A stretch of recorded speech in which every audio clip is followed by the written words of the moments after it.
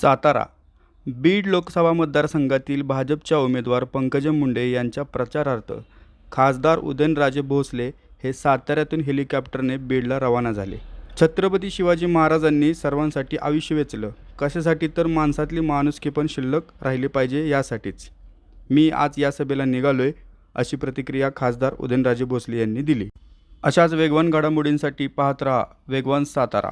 Like करा, share करा, subscribe करायला विसरू नका.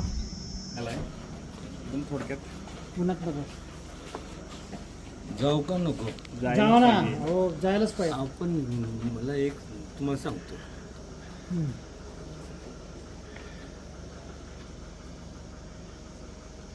सात पाट आज मला सांगा की कशा करता आज